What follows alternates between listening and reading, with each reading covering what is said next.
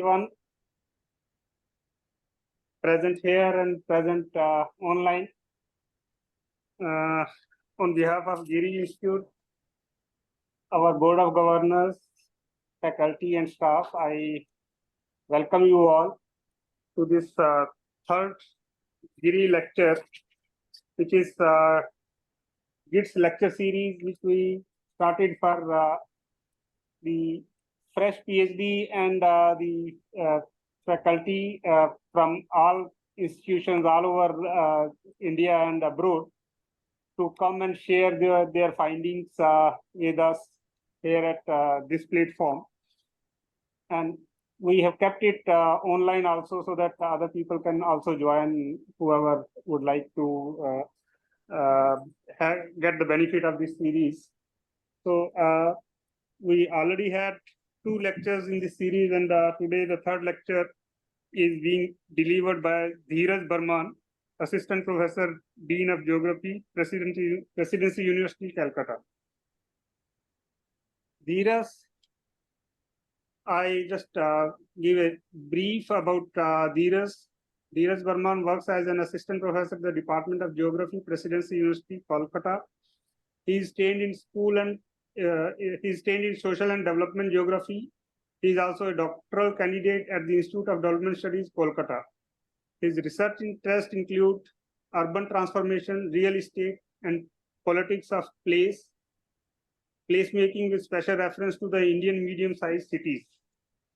The topic he has selected for today, I think this is the doctorate topic, land development and rural estate in urban placemaking, a case study of Siliguri. The issue of land development, land market is very, very pertinent, very, very important.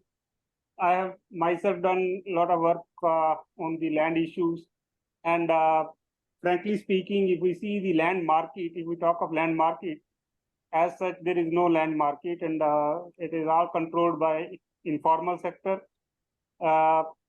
which actually is a big hurdle in the development path, because anything comes up and the area where Burman is working, mostly the property dealers, they occupy the prime place there.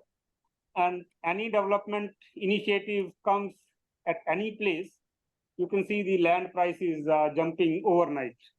So that kind of, I think, land market, we need to really work out. There is a lot of research required in this field. There is lack of data. It's very difficult to get macro level secondary data to look into this issue. So I think a work of PhD on this kind of topic, I think it's a Herculean task. And I don't know, GIDS, what kind of data you are able to are managing. Probably more of primary survey would have been the basic source. I know in Isaac, one of our students was working in this area on Bangalore. I think you need to see that study also. And it was really very, very difficult task to meet the objectives. So let us hear first GIDS, what his findings are. It is ongoing research. I am sure you will be adding much more in the coming future. But we would be very happy to listen to you, and I hope you will get very positive suggestions from this forum, and that should prove that our students who are working on their PhD, probably they come forward and they can get a lot of new ideas, much more feedback of their work, and they can improve upon their PhD. So GIDS, please take 30-40 minutes, and then we will come back with the discussion. Okay. Yeah. And we have our coordinator, Animesh. So far, he is here. Till he has applied for leave, but hope his services will continue with GIDS as well.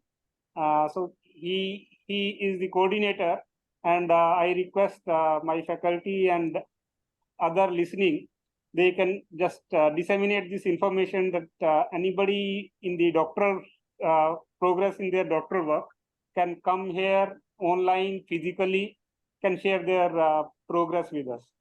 Dheeraj, over to you. Okay, thank you, sir. Thank you for the pleasant introduction that you have given. I really, what can I say? I really happy that you have given me this opportunity, and I think this kind of forum is really required for the young researchers who are at the advanced level of their PhD works. So let me give you, about idea about my research work with the 25 or 30 minutes of presentations that I have prepared for. So my title is Land Redevelopment and Real Estate in Urban Placemaking in Siliguri. So in early 2019, Marriott Group, the leading conglomerate of luxury star hotels, opened its brand new branch, Courtyards, on the busiest Hillcut Road, Siliguri. The hotel manager, Mr. D. Rai, who is originally from Darjeeling and acquainted with Siliguri's growth for the past 2 decades, considered this investment as significant for the rapidly growing Siliguri, as no other city in the northeastern region yet had a branch of Marriott Hotel yet. Courtyard's luxury building now stands high above all surrounding edifices, adding to the new skyline that can be seen from several miles away from the surrounding rural hinterlands.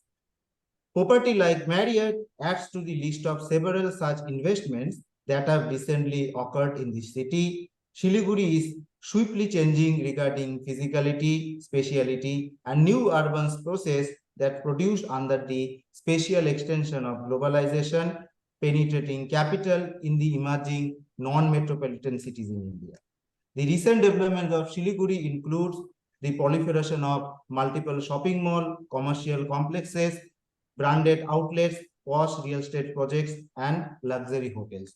With this brief sucking introduction, let me give you the contextual backdrop of this research.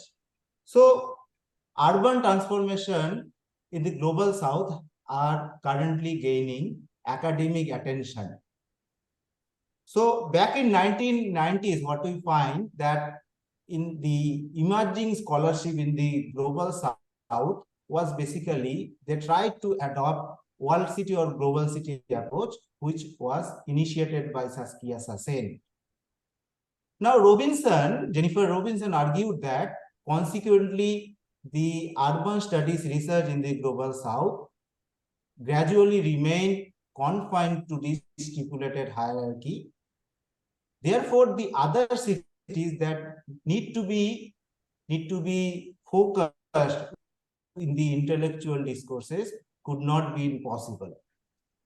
Following Jennifer Robinson's paper, various scholarship they try to emphasize on urban transformation of other cities as well. For example,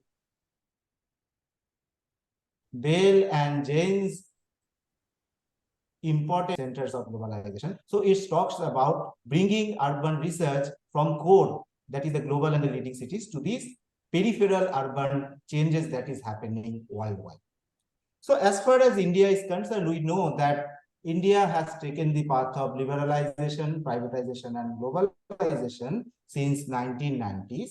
After the adoption of new economic policies, what we see that Indian cities gradually started changing.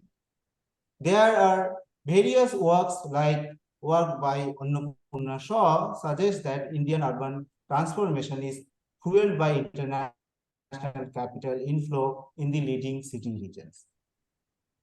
Accordingly, leading cities like Delhi, Bangalore, all are started changing over the past 2-3 decades through the policy level implementations, the planning, and the practices that have widely been followed by various state agencies and the para-state agencies. As far as geographies of real estate is concerned, urban transformation contributed by real estate, built environment, capital are emerging as an essential role for India's rapidly transforming urban space is concerned. Land liberalization has been widely followed by various scholarships. For example, Nikita Suk's work is an important contribution that showed land liberalization is one of the instruments for the changes that is happening as far as cities is concerned, as far as the geographic spaces is concerned. Then we have Batra's works, which talks about abolishment of Urban Land Selling Act and allowing 100% FDI inflow in the real estate sector, which kind of a real boost for the real estate sector is concerned. Other scholarship talked about private partnerships, growth, speculative real estate economy, like Michael Goldman's work on peri-urban Bangalore. Now, over the periods, what we have emerged, what we have also witnessed that subsequently an emergence of new consumer society are also coming up, because all the real estate that we are observing, they need to have certain consumers. Properties need to be sold somewhere. Pablo Bosch's works, it finds global connections of these real estate consumers. His work on urban gentrification and reproduction of diverse consumption spaces of Kolkata is actually talked about how the global Bengali people are actually purchasing properties, high-rise real estate properties in Kolkata. Now, what this study mainly argued, while big cities have already been studied in a large extent, the study of medium-sized cities have not been addressed in that fashion. Now, this study argues, first of all, that this so-called effect of globalization, neoliberalization in urban placemaking is no longer limited to leading cities. It has already reached out into smaller regional cities as well. Medium-sized cities are basically the mid-range cities, which are located between smaller cities and the larger cities. And they have an important role as far as regional development is concerned. Now, this study assumes that medium-sized cities transition mostly takes different pathways. Unlike the leading cities, it may not be influenced by transnational capital inflow. The real estate developers' role may also be different regarding their economic position and control as the important stakeholders in urban placemaking. So, with this point, let me take you into the theoretical framework that I have followed. Now, urban transformation through real estate are interpreted by diverse frameworks like neoclassical, Marxist, neo-Marxist, and institutional approach. This study mostly inclined towards institutional approaches. So, institutional approach actually originated from sociologist Anthony Giddens's work. Haley and Barrett first contextualize this theory in the context of real estate property. To give you an overall understanding, let me cite Krabin and Lambois, what they mention, that built environment is the result of the relationship between the agents and institutions within the local economy on the one hand, and with the regional, national, and the international financial development interest on the other. So built environment kind of influenced by both the local context as well as overall changes which is happened at the macroeconomic context. Guy and Hadbury further argued that we need to integrate the economic logic and the social structure combinedly to understand urban placemaking at the local context. As a significant agency of urban changes, especially in global South and South Asian context, locally embedded real estate developers' role are important to study. They may simultaneously characterize a social class, spatial, and build up decision makers as investors. They can take significant market risk, and at the same time, they can maintain social, political, economic linkages with other institutions and agencies. This might be an interesting study to look upon that how these factors at the local level, at the regional, non-metropolitan cities context worked out. So let me take you into the research design that I have adopted.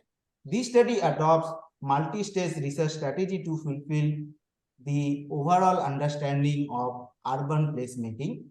It examines the status of land redevelopment in Siliguri. For that, I used GPS survey-based land use map for 2 consecutive periods. The investigation reflects on land development process to locate major real estate growth areas. Then my study followed questionnaire-based sample survey to examine the evolution of urban build-up changes, real estate investments, and pattern of land prices in the selected study. Finally, I adopted qualitative analysis, which is conducted through employing in-depth interviews of 43 key informant respondents. My key informants are real estate developers, investors, various anchors of globalized capital brands in Siliguri.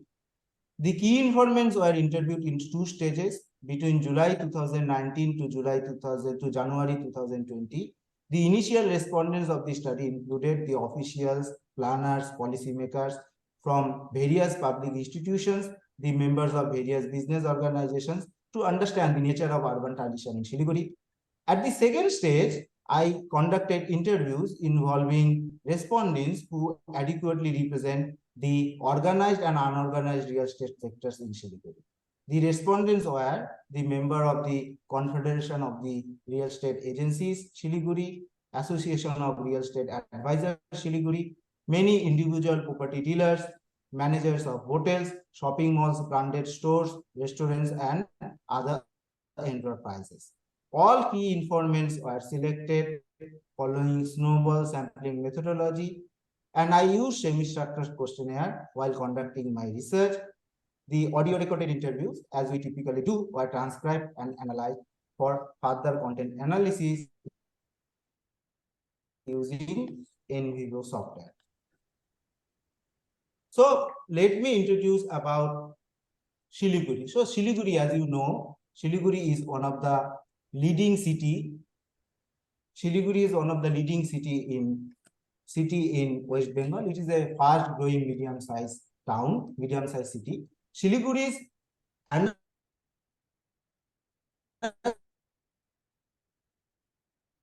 at the farthest distance from the Kolkata's overall impact is not that prominent like other cities that are located in the close proximity of this state's capital. Siliguri is much more representative to what overall urban transition or overall regional characteristics that the northeastern region basically shows. Siliguri is the second most important city, a gateway town which comes after Assam's Guwahati. So despite the presence of many capital cities, Siliguri rose prominently and plays a significant role as a prominent regional city in the greater northeastern region is concerned. So let me take you at Siliguri's geographical setting. So as you know, Siliguri is located in Chicken Neck Corridor. It is surrounded in all sides through 3 international borders.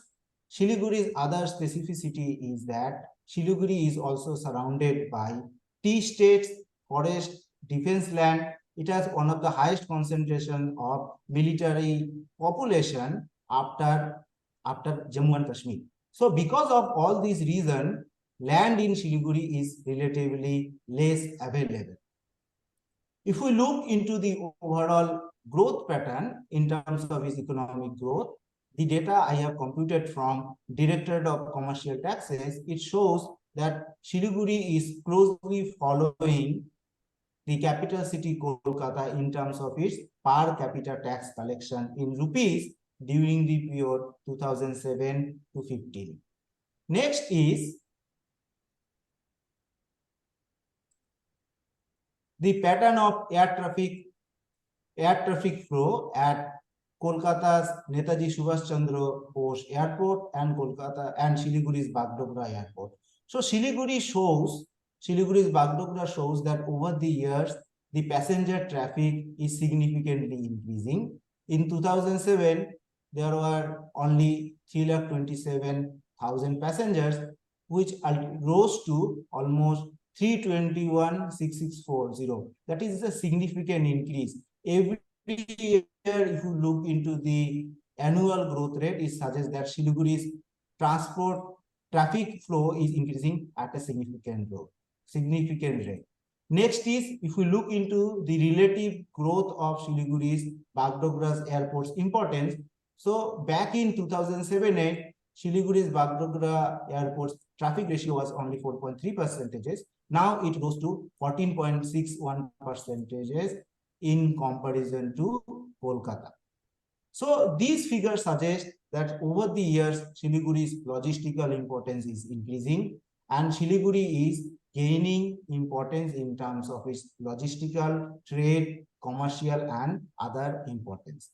At the same point of time, let me give you an idea about Siliguri's economy. Siliguri is not an industrial town. Siliguri is much more a trade capital. Siliguri is a significant transport hub. Now, historically, if we look into the Siliguri's overall development, then from tea industry, the prominent rise of Siliguri's economy have emerged. And from tea, what we see that many trading communities now they have come as a big merchant capitalist or big merchant section in Siliguri's overall economy is concerned, and they are controlling Siliguri's overall economy as a whole. Next is how Siliguri is changing. To understand that, let me take you into the land use change in Siliguri. So in 2004, Siliguri Municipal Corporation prepared its first GPS-based maps. The latest map that I have taken into consideration is LULC map, which prepared by ICLI. Now, there are few mismatches between these two maps, but after correcting these two maps, I find this figure. This figure suggests that over the years, commercialization in Siliguri have increased.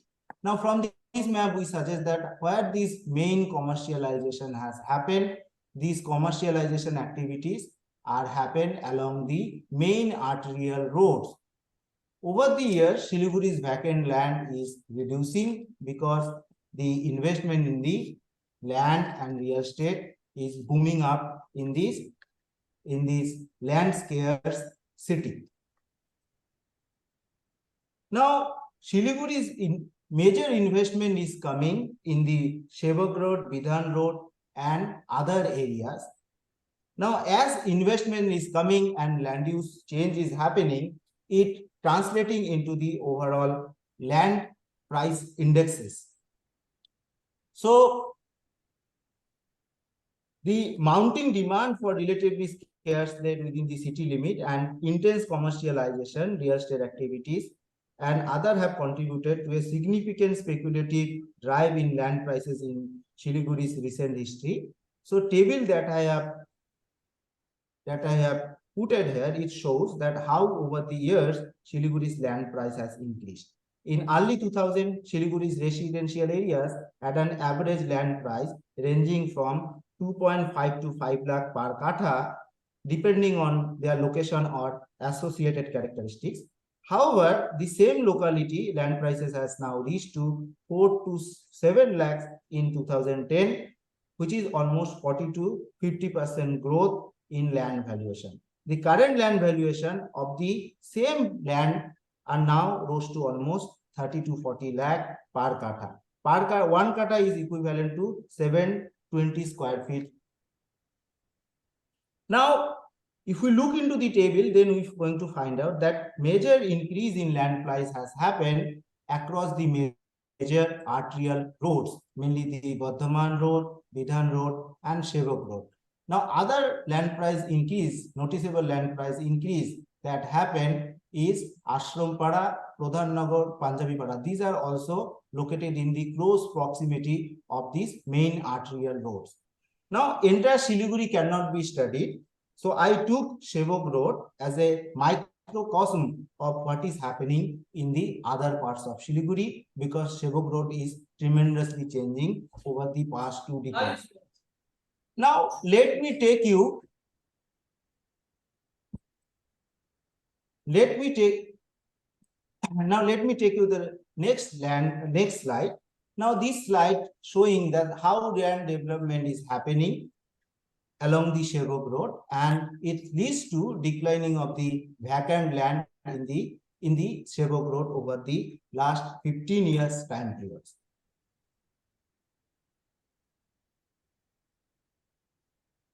Next, in order to understand how real estate development is happening, I have conducted a sample survey in 2019 by taking 96 samples of built environment, that build-up structure that established along the Shevok Road, to examine the specific nature of changes regarding their land utilization, physicality of change, and new economics that are replacing the former areas or formal spaces.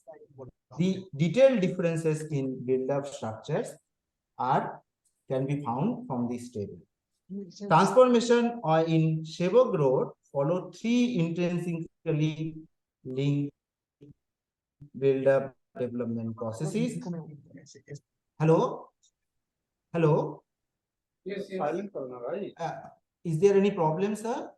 No, We can hear you. Okay, sir. Thank you. Cannot silent it. Okay, sir. So transformation in Shevok Road is following 3 intrinsically linked build-up development processes: the development of first generation or newly built development in the pre-existing vacant lands, second generation build-up structure on erstwhile construction or erstwhile properties, revamping of old commercial properties for new ventures. So results suggest that nearly 18% of the build-up development are first generation properties on erstwhile vacant lands.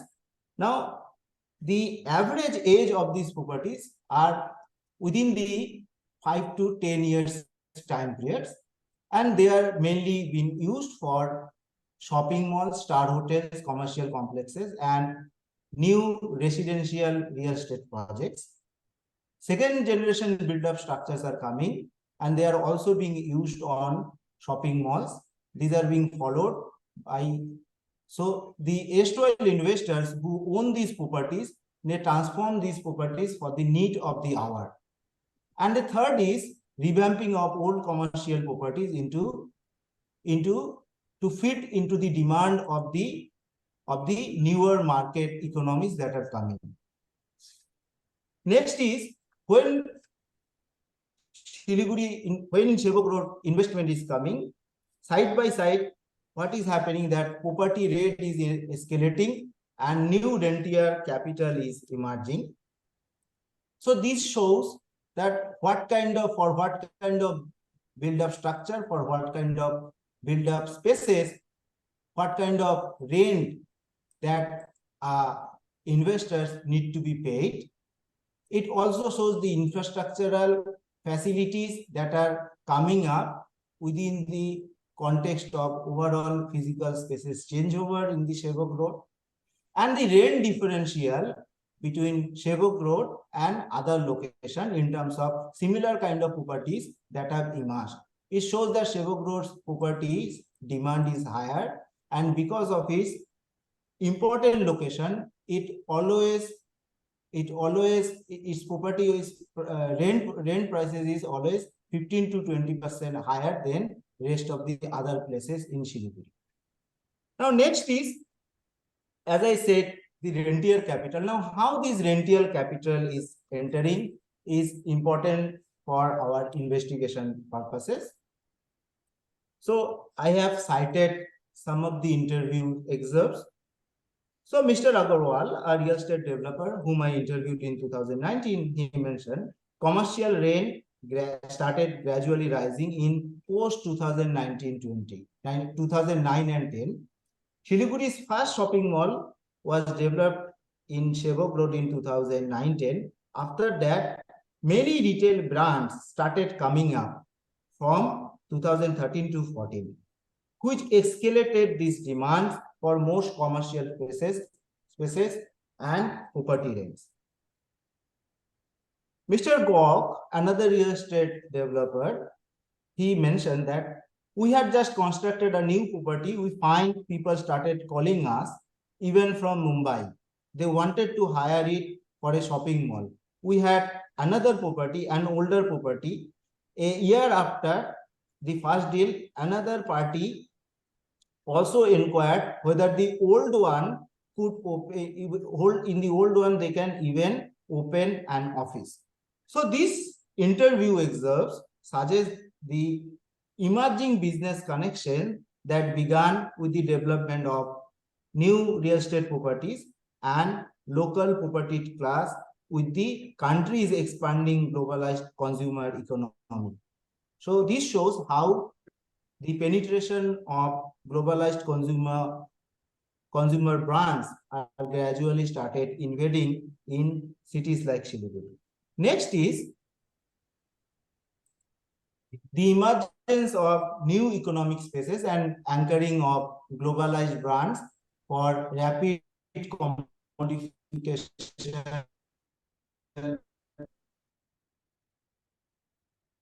2000 commercial spaces were remain traditional type. The important local eateries, consumption spaces like traditional cinema halls, all were old-fashioned, as typically found in India's provincial urban landscapes. There are no star hotels, shopping malls, or restaurants. But from 2019 onwards, significant commoditization started occurring through investment in build-ups, and it led to overall qualitative changes in the land and their property uses. The new economic spaces of consumption and commoditization results into gradual decline of all pre-existing traditional business institutions, and it led to the emergence of new economic spaces across the Shevok Road, including gradual opening of multiple shopping malls, retail outlets, branded merchandise, new luxury hotels. So two important luxury star hotels emerged. Several vehicle showrooms, restaurants, bars, new offices all came up within the stretch of 3.5 kilometer of Shevok Road. Siliguri's first shopping mall, Cosmos Mall, started in 2009-10. Now, when Cosmos Mall opened, it opened with an area of 3.25 lakh square feet property. Now, Mr. Shukla, the marketing manager of the Future Group, depicts that how this construction of property emerged. This building was constructed in the year 2019. It was built on local developer, and probably he was not considering about developing a shopping complex. But as we know, in India, in 2009-10, already big bazaars started invading into various peri-urban areas. So they developed these connections, and it lead to development of these shopping malls in Siliguri's emerging. As per my interviews, Big Bazaar was a real success. It immediately hit the provincial Siliguri's market economy. It recorded over 100 crores annual business immediately after its launch. The average daily footfall of the Cosmos Mall measured in these initial years were 15,000. In the following years, one by one, multiple shopping malls also started coming up in the same areas. The local investors realized the market potential of Siliguri's burgeoning consumer class and floating commuters that are coming from the surrounding regions with the intent to purchase of these globalized brands. Vega Mall, another mall that came up few years later, was owned by the same businessman. The mall now owned, developed, and operated by the same owner of the Cosmos Mall, just I mentioned. It is one of the largest mall in entire Siliguri right now, and its average daily footfalls is nearly 8 to 10,000 people. Enchanting about its success, the manager whom I interviewed, he mentioned the mall now provides some of the best luxury brands that some of Kolkata's selective mall can offer. He further mentioned that the expansion of Siliguri's consumer business is such and such that they are receiving frequent calls from the high-end international brands who are gradually entering in India. Let's say Forever 21, they wanted to operate a business in Siliguri, but the Vega Mall currently don't have any space to provide an office or provide a functioning space to Forever 21. So this is the scenario, overall scenario of Siliguri's real estate property markets. Now, what is the reason behind that? The reason is that people from hills, mainly from Sikkim, Bhutan, are super rich. They have money and they have developed a taste of these international lifestyle brands that the traditional people, local people haven't developed that kind of taste. But because of Siliguri's close proximity to this region and the flourishing economic development in Sikkim, these industries are flourishing over the years. Siliguri Sevok Road also have seen the development of various luxury hotels. Now, several luxury hotels have developed. In 2010, Royal Sarovar opened its first hotel in SRT. It followed by Saffron Crest and many other five-star hotels. Now, most investors like other real estate developers are local traders and businessmen. I will come to that later on. Now, he also explained that why Siliguri's hotel industry is booming. The location of a star hotel demands corporate and business classes. Siliguri doesn't have any industries as such. But if we look into Sikkim's development, Sikkim is now attracting significant investment in the pharmaceutical industry, able to attract $441 million investment until the year 2014 to 15. Sikkim is also drawing heavy investment in the construction of roads, in the construction of railways, and construction of dams. Nepal is half an hour distance from Siliguri. So all these locational factors are important for Siliguri's booming hotel industry. As far as contribution is concerned, nearly 60 to 80% customers of the luxury hotels are from corporate classes. 3 to 5% are foreign nationals, because from Siliguri, many people also they prefer to go to Darjeeling and other hill stations. The average occupancy in the selected hotels that I have interviewed ranging between 40 to 50% annually. This is a quite high range because these are luxury hotels. We need to consider this aspect. Now, hotel industry also hosts big budget wedding, which are locally called big fat wedding. The prices of those wedding ranges from minimum 15 to 20 lakhs, and it can reach up to 70 to 80 lakhs as per the information provided by these hotel managers. So this is how Siliguri is changing, that new emerging spaces have come up. As you can see, Siliguri's Sevok Road now host all the important bars, all the important hotels, all the eateries, vehicle showroom, everything. So it is basically not only attracted investment, but it has gained significant monopolies as far as the investment is concerned. In the right hand side, I have given some photographs which I have taken way back in 2012 and 2013 to show how these changes gradually started happening over the past 1 decade or so. Next is if we need to understand Siliguri's urban placemaking, we have to really see that how these luxury residential complexes are coming up and who are owning these properties.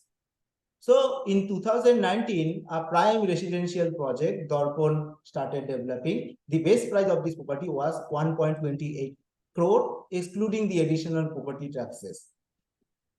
Now, the manager or the project staff of the Dorpon mentioned that Dorpon is unlike anything. It's a statement of super luxury experience. Now, such kind of real estate properties can only be found in the leading cities like Mumbai, New Delhi, and Kolkata.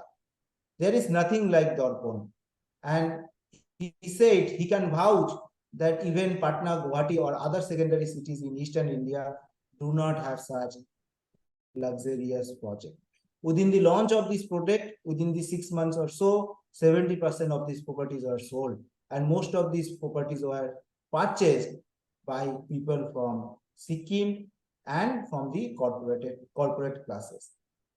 Now, after giving you this nuanced understanding of Siliguri's real estate market, Siliguri's spatial changes and placemaking, let me take you into the next section, which is who are the urban placemakers. Now, my detailed analysis of the in-depth interview suggests that Siliguri's real estate developers, investors, franchisers, owners of these hotel globalized brands are actually Siliguri's local business and property groups or property classes.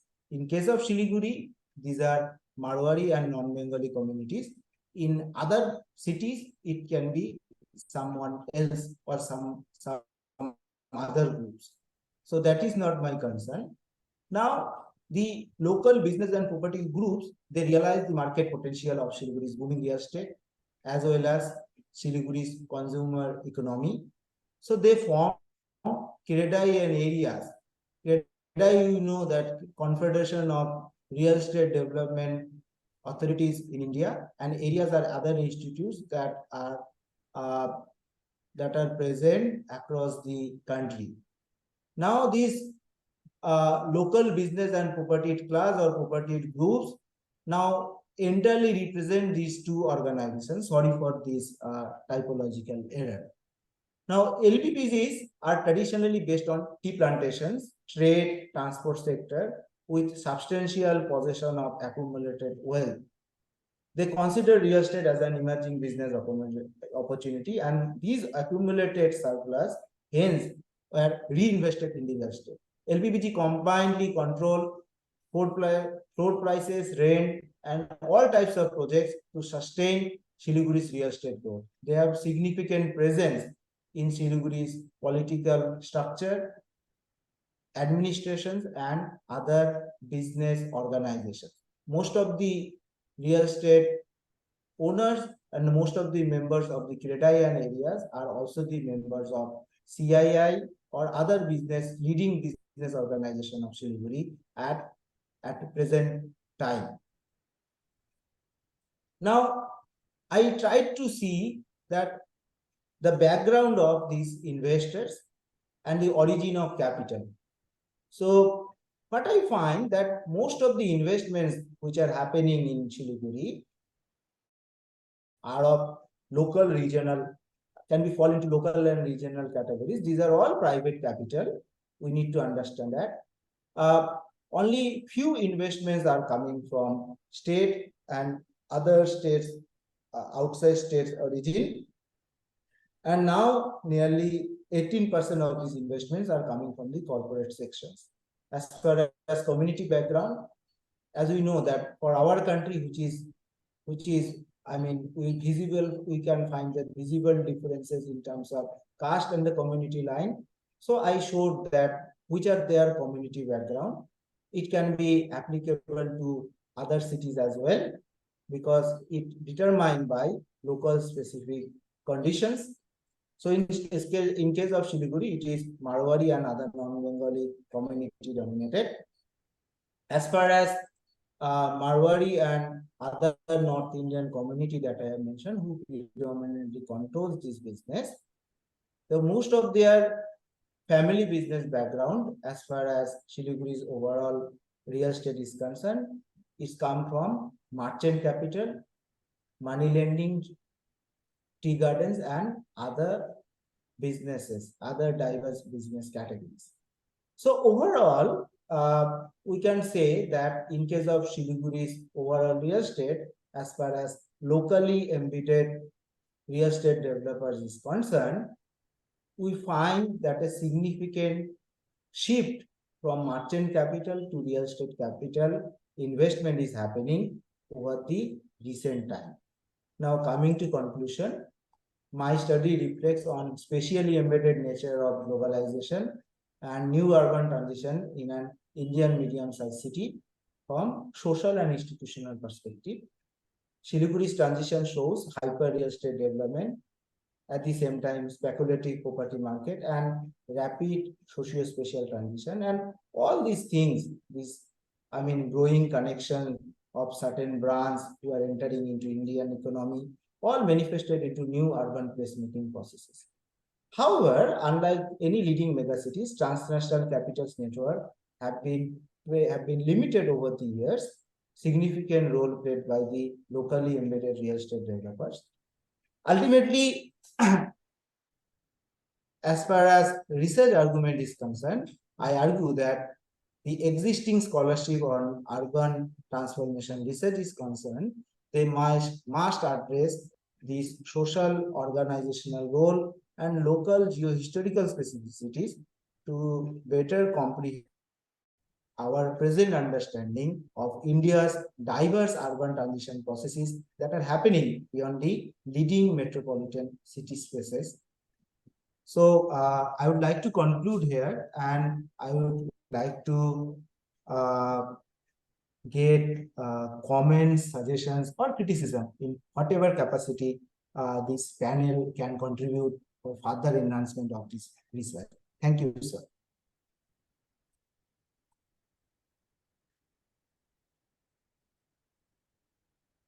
Hello. Hello. Hello. Am I audible? Yeah, you are audible. Okay, ma'am. It's a very good presentation. Animesh,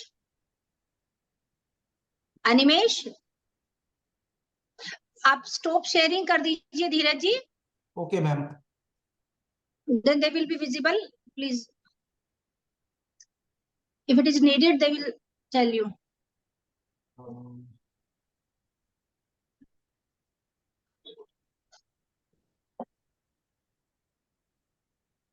वो they are mute. Animesh, आप mute हो. हाँ. Yeah. Okay. Dheeraj, congratulations. Dheeraj, it was really a good presentation. You presented a good snapshot of Siliguri, how Siliguri otherwise also being a tourist place, and it is, I think, at par with any tourist place like Shimla or in the Uttarakhand. We have Nainital, we have many such places in other states also. And everywhere we can see tourist places are growing at a much faster pace. The development activities there related to hotel, tourism places, even the religious tourist places, they're all growing. A lot of new hotels and malls and other such infrastructure is coming up. And so is the case with Siliguri. Your comparison of Calcutta airport with Siliguri, I think it presented the snapshot how the city is growing. Calcutta is well known; it's a metropolitan city, but you can see the traffic rate growing in Siliguri because of hill station and tourism place. And then you brought a picture of what kind of infrastructure development projects are going on. Lot of housing projects, I think they are coming up. Lot of malls are developing, and related lot of activities. So this is quite interesting. It makes a good case study. Dheeraj, what I would like you to also try to expand into two main areas, I would say. The development activities, the kind of expansion which is taking place into hotel and tourism, how it is impacting the other sectors, what is its contribution into development, say what it has been its effect on the primary sector, secondary sector, and tertiary sector developments, how the industry, whether one thing I did not see much of a comparison with some other, either a tourist place or say Calcutta, at what rate things have grown in Calcutta vis-a-vis in Siliguri, because that comparative static gives a real understanding how this is growing. And then what is its impact on the other activities in the primary sector, secondary sector, and tertiary sector? Has it really helped those activities to grow, or it has become hurdle for some activities and have been inducement for the other? I think that kind of comparison with the with different activities in the economic development and social development, caste. I don't think you can deal with all those issues in one study where you have social implication and economic implication. Even if you confine yourself to economic, I think you were presenting the aspects of economic development. So how it has impacted the agriculture sector, industrial sectors? Has the industrial sector really grown over time? Service, of course, the picture you are showing is the service sector, but what about the other two sectors?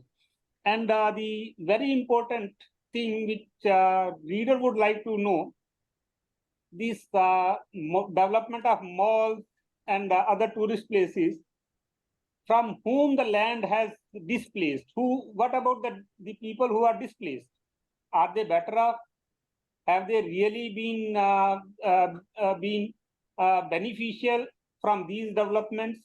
Which sections of the society have got more advantages, and which society it's growing at the cost of whom? How about its contribution towards the West Bengal economy? I think there are those larger questions, but basically, if the land is occupied from agriculture, then it must be displacing many agriculture farmers or agriculturalists whose livelihood was dependent on the land. And when land is taken away, are they given appropriate compensation? Have they been brought into the some gains of development, whether getting advantage in getting a service for one family member or two family members, or what kind of compensation, what kind of remuneration process has been followed in this whole development process, and who are the left behind? What about the laborers? Are they really, they also gain from this, or it was only the rich capital-oriented class which has gained? I think those are the larger questions, which probably definitely the aspect of development, and what about the displacement? I think that question, without answering, without attempting that question, I think your PhD will remain incomplete. So I don't know what is the focus of your PhD and how much time you have to get into those questions. But some of these are very, very important areas, very important questions related to what you are doing. Maybe at the PhD stage or later on post doctorate work, I think you need to address those questions also. So now we open the debate here. Let us take, I think there are... Yeah, today, sir, we have a lot of Yeah, Online So participant. first we take from the online. Please raise, either you come or raise finger. Ansari sir is there. Ansari sir. Ansari ji, we can start with you, sir. I was waiting that the younger crowd could first put the question, but if you Most permit welcome me, to GIDS. if you permit me, I wish to know two or three things. One is which has been touched by the director himself, the impact of this urbanization, especially malls and other luxury space utilization, how it has affected the wages in the area. Is there any comparison between the earlier wage rate and the present one? That's one area.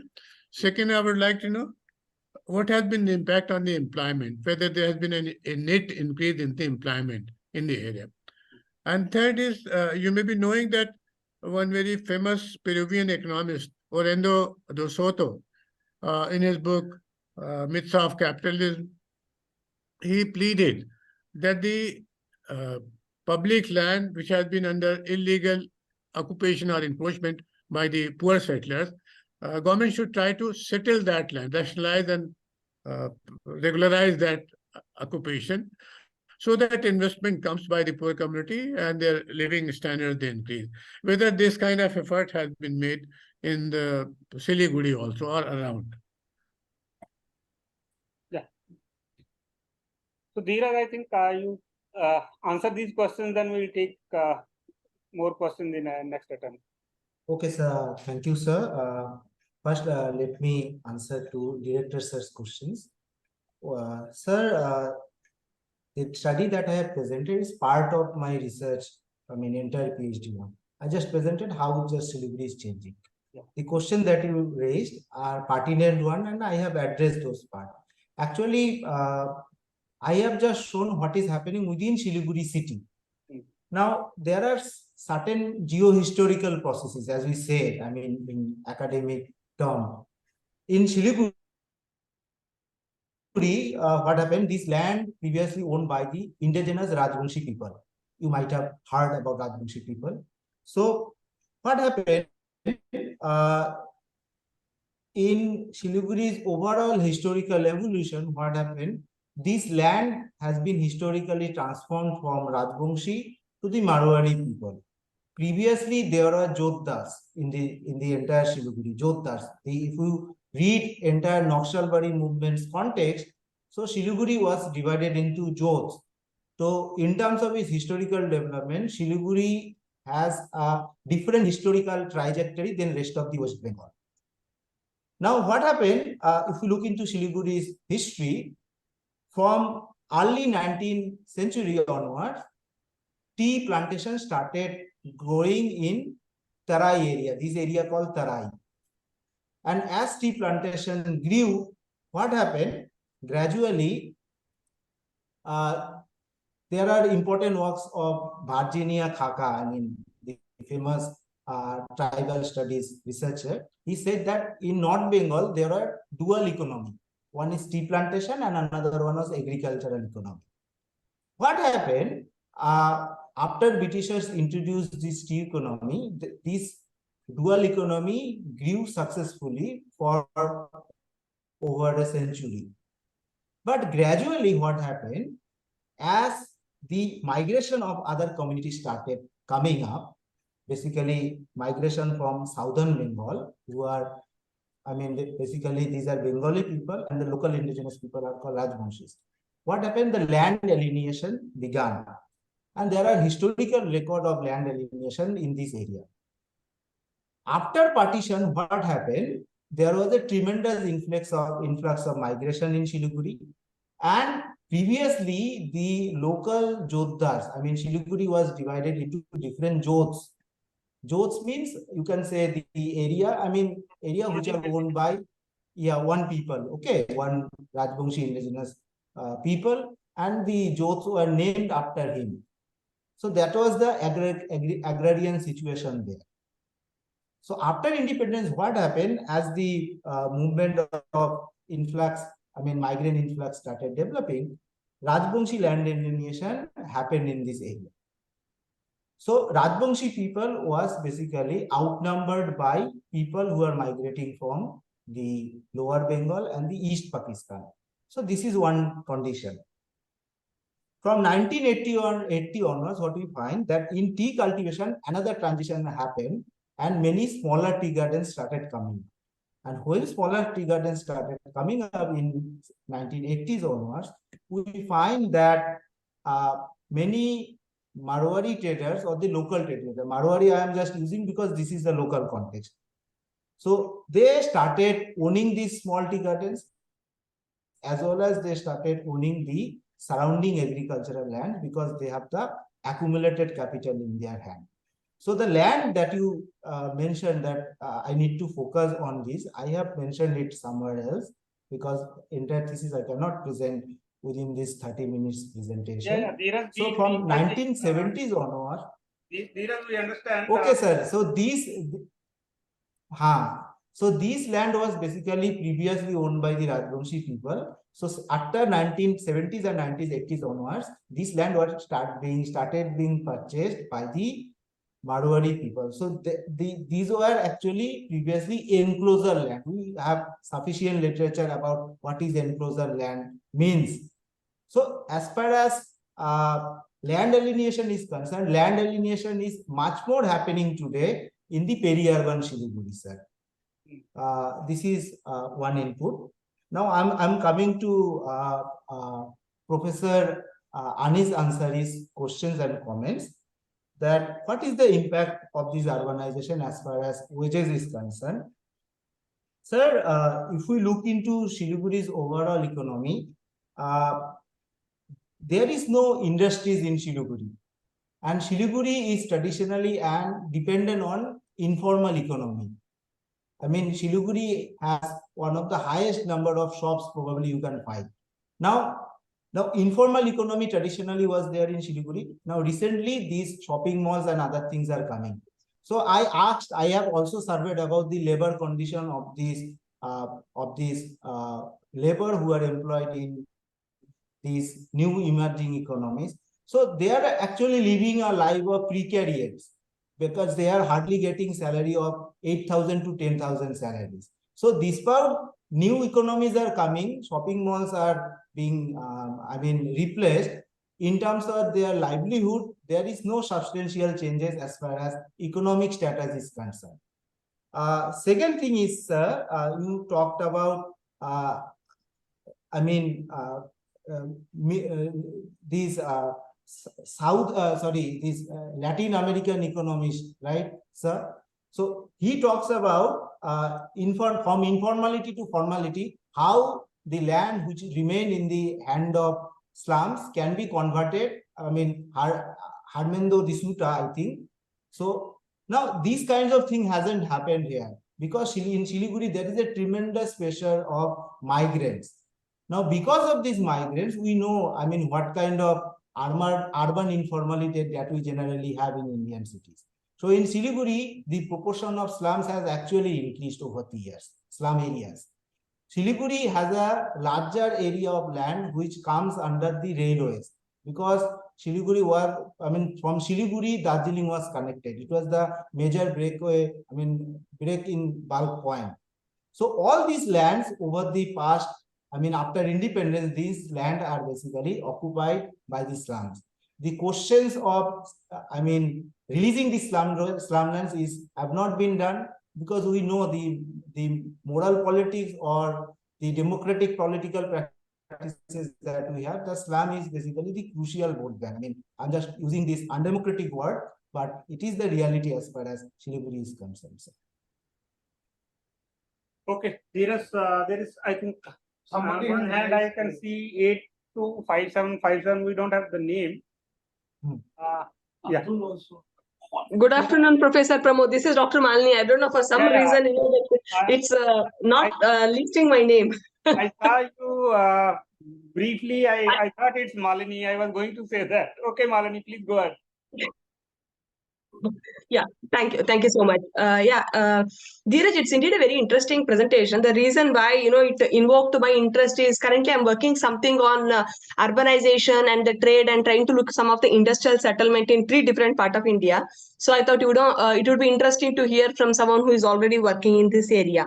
I have a few quick remarks to make. I think Professor Pramod also did mention what its impact on the agriculture, the other sector. One of the straightaway thing that you can do is to make use of this GIS technique, right? Where through GIS you can changes in the agriculture, how there is a changes in the how much area was there, has there any decline within that, where it has declined, same with with respect to water body, and again industrial built up space, then even that different form of that farming or everything can be taken into consideration. I think that, as I understand, it is on your PhD thesis, it would be interesting to look into the GIS and then try to talk about the urbanization from the GIS data specific is concerned. Now, my second question is, I got a little bit lost. On the one hand, you say that there aren't any industry, but then you say that Siliguri is also something which is known for that systematic migration. So I was just wondering, where exactly does these people work? Does these people work in the all the informal sector which is there, like shop malls that you were indicating? If that is the case, how itself has increased? I think you can look into the migration table and then try to see that in the migration, out migration, from where it is coming. Maybe you can put some quantitative data there as well.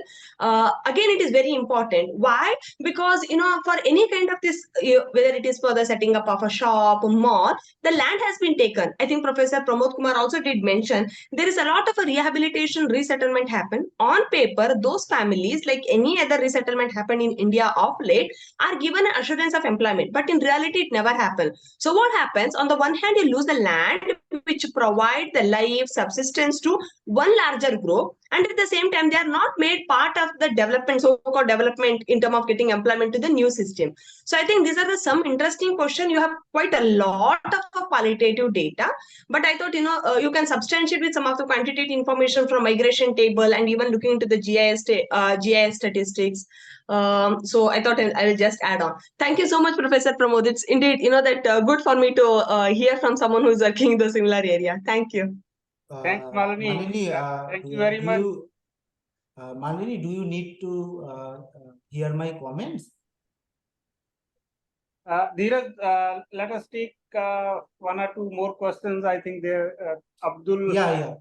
Abdul Hanan is there. Yeah, Abdul Hanan has also a question. Abdul, ask your question, please.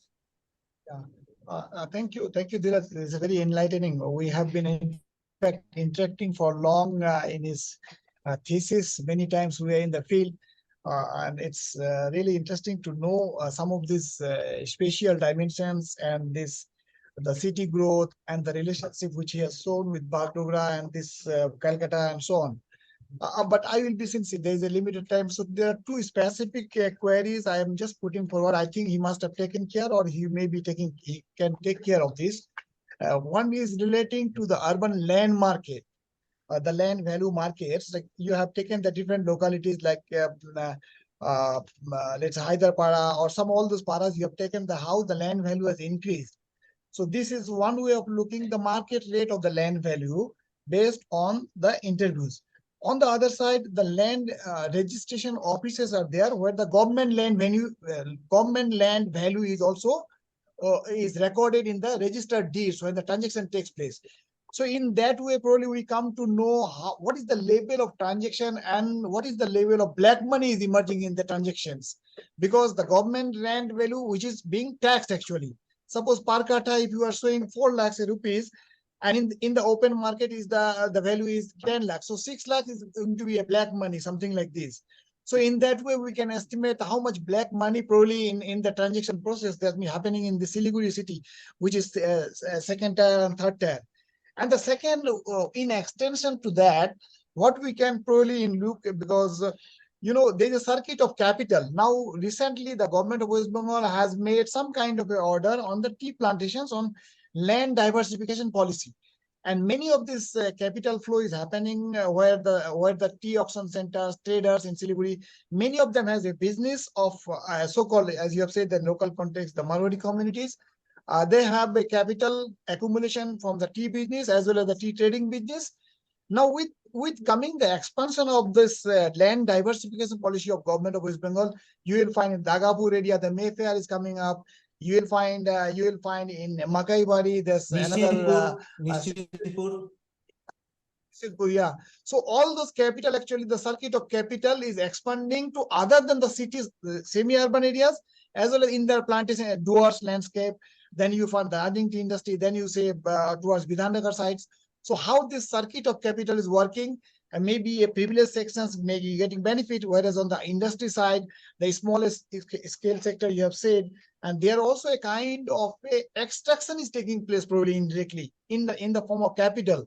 So how this circuit of capital can be captured and to be shown in the findings. I mean that these are my observations. So I just shared it. I think some of yeah. the taken here. Thank Okay, you. thank you. We can take one or two more questions if there is any. Sir, can I address these questions so that that would be better? I just thought of if there is anyone else. It seems no one. Then you please go ahead. Okay, Malini, I have addressed, I mean, most of the issues you have raised, such as, I mean, change in the agricultural pattern and all. My interest is not on agricultural pattern. I mean, my interest is more on land-based accumulation, how peri-urban areas are changing over the years. So I conducted surveys because through GIS and other things, I mean, if you take GIS photos, the satellite image, what is happening in the real world, you cannot understand. So I actually surveyed 7 to 8 villages because I entire thesis, I mean, cannot be presented here. That's one, I mean, limitations of my presentations today. So that thing I have taken into consideration, but GIS is not applicable for Siliguri's context. Second is, you talked about slums and other things. But that was not the key focus of my research work because when I don't remember I'm commenting anything on the slum. One, two, GIS, I'm little bit apprehension, that why GIS is not, because generally anyone working in the peri-urban structure, which I'm already working last couple of years, you take it to map, to show how systematic intervention has happened, because you have 2000, 2010, 2020, and it is very evident you can show that. Madam, yeah. When we do our surveys, I mean, you take GIS from the satellite, you get a picture that, okay, agricultural land is there, and now it is transformed into real estate. But real estate doesn't only mean how you transform it. I mean, the land, I worked on this land accumulation process. Okay. So if you take satellite image, you cannot draw real findings because in peri-urban, see, there are couple of things. Let me just tell you. In 2012, government of West Bengal changed its land, I mean, its land policies. For example, it brought a policy called West Bengal Land Selling Amendment, Land Selling Amendment Act 2012. Now, under this West Bengal Land Selling Amendment Act 2012, what happened? Previously, 24 acres of land was the land selling. Now they abolished this land selling act. After that, what happened in the peri-urban Siliguri, enclosure properties are coming, and enclosure properties, you cannot, I mean, get information from GIS and satellite remote sensing. This is the problem I am informing you. My nature of work is different, madam. Good. Hello. Carry on, Dheeraj. Okay, regarding Abdul Hannan's work, I mean, Abdul Hannan is from Siliguri, and he know, I mean, I totally agreed with him. And whatever the circuits of capital logic he suggested, I have actually done that in my other chapters.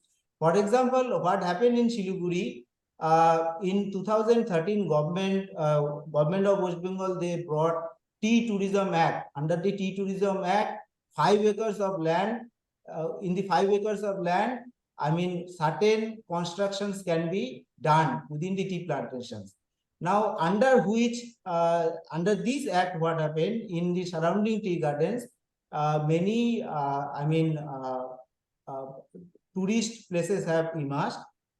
But in disguise of this act, what happened in Siliguri, that many tea gardens land has been illegally converted into hotels and other things. So it is not the circuit of capital, but it is purely the shadow economy and the land mafia that is operating there. So circuit of capital logic may not be useful here as far as my understanding is concerned, but it is the land mafia activity. Between 2018 and 2020, the local newspaper, they reported more than 20 cases of land grabs in Siliguri. So I have also investigated that thing. So land mafia activity is also there. For example, in 2020, I mean, in one tribal village, around more than 100 acres of land were attempted to be forcefully land grabbed by local mafia. So it is basically, I mean, what can I say? Then unholy, I mean, coalition between the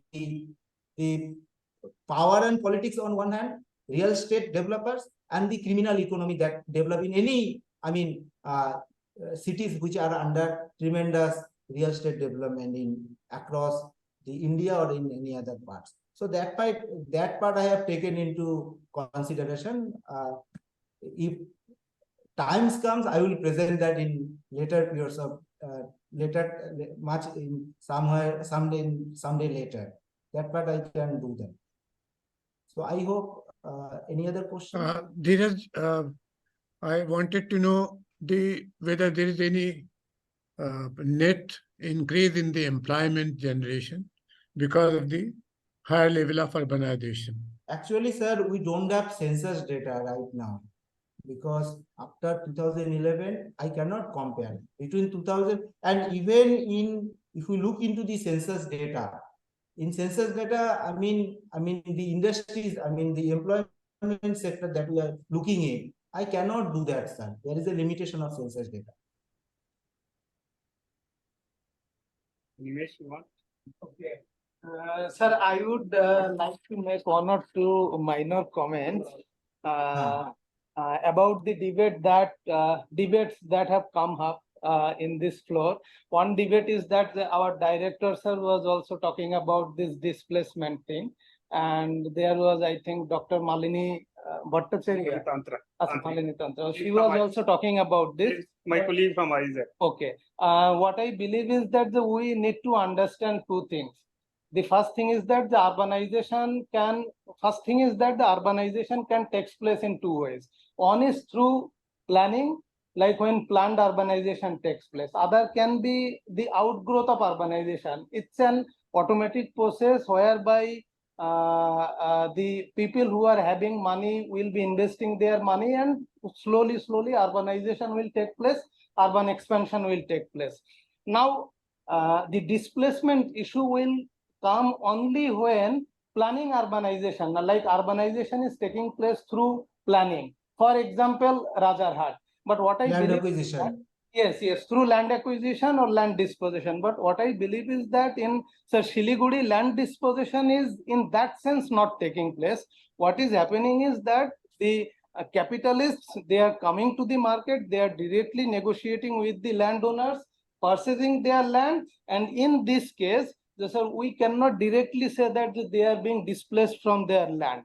What we can say is that they are alienating their land, they are getting money, and the transaction is taking place mutually. Capital is giving good amount of money, they are being agreed selling of their land. So they are not exactly displaced. They are buying agricultural land and then Yes. converted at much higher price. Yes, and how it is happening, because as Dheeraj mentioned, there will be a huge political and power connection. All these realtors, they will be having very good connection with the land registry office. They will bribe them and they will easily convert the agricultural land into like homestead, or what we can say suitable for settlement. So this can happen. And alongside that, Dheeraj, I would like to give one or two very minor comments about your work. The kind of work that you have presented, really it's nice, because as of now, especially the people from outside West Bengal, when we talk about West Bengal, they consider, Calcutta and its surrounding region is the only place where like development is in that sense taking place. But Dheeraj has proved that that is not the case. And the thing is that I believe that the people from outside West Bengal, if they look at West Bengal closely, they will see that the many, like many urban centers are coming up with huge real estateization. For example, Bardhaman district town, Asansol, Durgapur, and in North Bengal, obviously, as Dheeraj has shown, Siliguri. Siliguri is, I think, the second most prominent town in North Bengal and the northeastern India in all 7 states. So what I would, Dheeraj, I think it would be really good if you can look into how the nature of labor, like Ansari sir also mentioned about this, but I believe that if you can look into the nature of labor transformation. For example, when these capitalists are coming into picture, I definitely believe that the nature of labor transformation is taking place.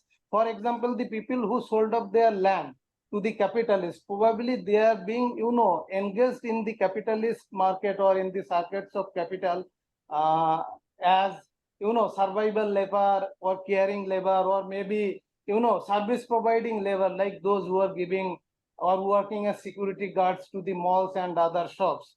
So I think it would be really good if you can look into this aspect, how labors are being, transformed in terms of their quality. I won't say in terms of ways, but in terms of quality, because earlier they were primary producers, but now they don't have land. Probably they have higher wages, but they don't have security. So if you could look into this, I think that would be a very good contribution to what you have. If the time permits, Yes, sir. I can flag another issue which you can include very profitably in your study. That is whether the local urban body, either municipality or corporation or development authority or housing board, whether they're looking at the regulation and development of the peri-urban areas of Siliguri, whether they're doing any kind of regulation, whether any haphazard development is taking place or they are having some planned development around. Okay, thank you, sir. I mean, both the questions or inputs that you raised, I have addressed both these issues. Animesh just mentioned about nature of labor. See, in Siliguri, actually, there is, in the beginning of my presentation, I mentioned about geo-historical specificity. In Siliguri, what is happening? Siliguri's specific location is important for our understanding of, overall changes that is happening. In Siliguri, what is happening? Siliguri is surrounded by the tea gardens, but tea gardens are also, facing significant lockdown, closed down over the years. So in the surrounding tea gardens, what is happening? These tea gardens are being systematically closed down. So every day in the morning, if you go to Siliguri station, a train is coming with full of tea garden workers with no employment right now. They work in these real estate sectors, Siliguri's booming real estate sectors, and in the evening they went back to their homes. This is one thing. Second thing, if we look into Siliguri's this shopping mall and other things, one intersectionality issue is going to come up. 70% of the shopping mall workers in Siliguri are from hills, because the consumers that Siliguri's shopping mall industry address are also from hills, either from Sikkim or either from Bhutan. Local people of Siliguri, the Bengali people of Siliguri, they don't prefer to work in the shopping malls. So this issue of ethnicity, this issue of taste, I have covered in my presentation. Maybe, sir, entire thesis cannot be presented in 25 or 30 minutes. That was not my intention.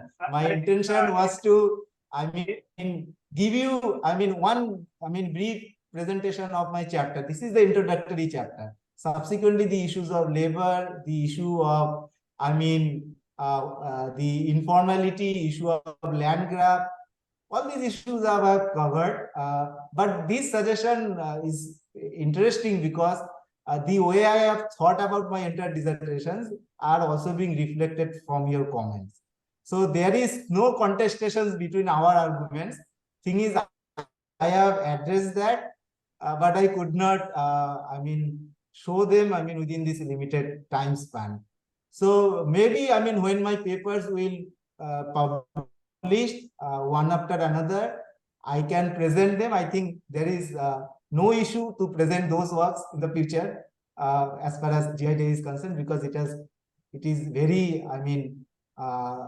what can I say, open-heartedly it is inviting us. So those papers I can present in later periods of time. Now regarding one thing that Sarah has mentioned, I think in the peri-urban areas, whether these planning are happening or not. In Siliguri or in any other city, nobody cares about, whether plans will be followed or not. If you have money, you hardly, bother about whether plans will be followed or not. So many hotels have developed, many real estate projects have developed without bypassing laws and other things. This is one thing, sir. And I know, sir, since you are an IAS officer retired, I think senior IAS officer retired or whatever. You know, sir, how things went in every parts of the country as far as how big capital can change everything from planning to policies or laws. So that is one thing, sir.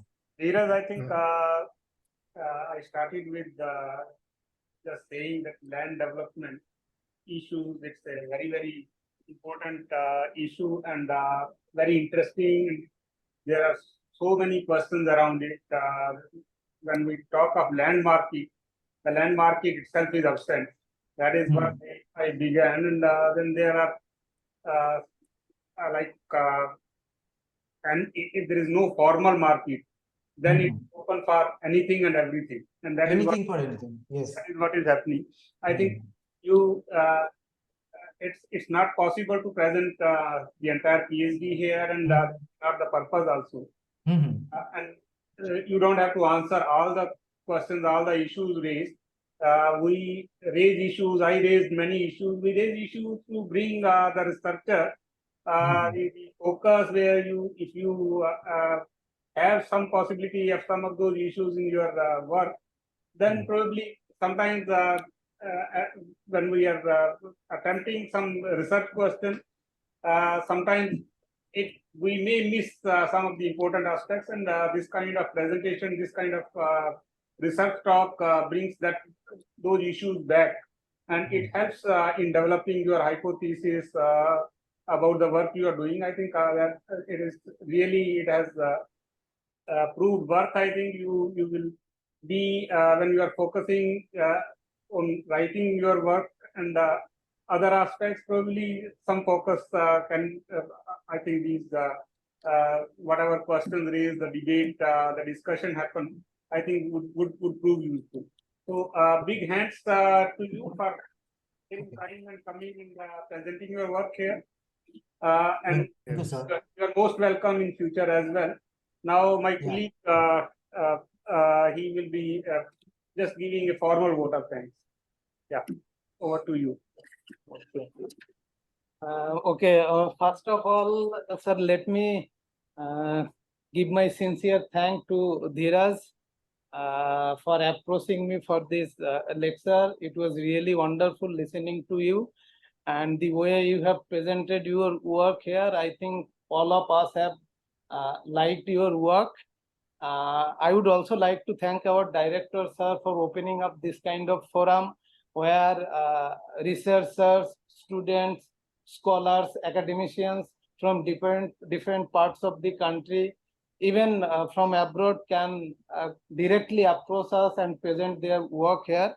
Thank you so much for sir introducing this kind of platform here. I would also like to thank Dr. Anis Ansari, our honorable former vice chairman, for joining us today. We did not realize that Dr. Ansari will be joining us here. It was wonderful, sir, to have you. My pleasure. Thank you very much. It was a good presentation. Thank you, sir. I would also Thank like you. to my sincere thank to all my colleagues who are present here, who are online.